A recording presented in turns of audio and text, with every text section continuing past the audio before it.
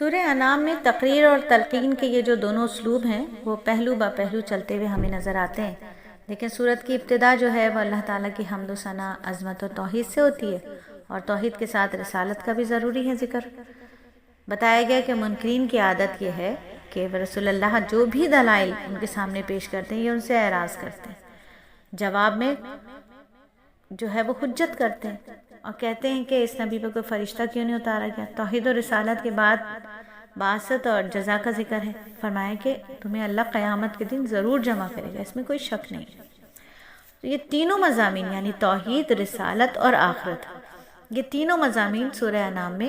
عدل بدل کر تلقین، تقریر کے اسلوب سے چلتے جاتے ہیں، یہاں تک کہ بات کہاں پہنچتی ہے؟ بات پہنچتی ہے ابو الانبیاء حضرت ابراہیم علیہ السلام تک،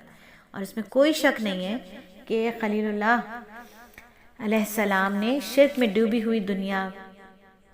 میں جو ہے وہ شرک میں ڈوبی ہوئی دنیا کے روشن مینار تھے، انہوں نے جب چاند، سورج، ستاروں اور ہاتھوں سے بنائے ہوئے اصنام کو معبود تسلیم کرنے سے انکار کر دیا تھا، رب واحد کی کبریائی پر ایمان کا اعلان کیا، تو انہیں سب سے پہلے اپنے والد کی ہی مخالفت کا سامنا کرنا پڑا، سب سے پہلے اپنے والد کی مخالفت کا سامنا کرنا پڑا، مگر انہوں نے اس مخالفت کی پرواہ نہیں کی، اس مخالفت کی انہوں نے پرواہ نہیں کی، اور دین کی دعوت توحید کا سلسلہ جاری رکھا، اور یہی دعوت دوسرے انبیاء نے بھی اپنے اپنے زمانے میں دی۔ سورہ انعام میں ان انبیاء میں سے 18 کا ذکر آیا،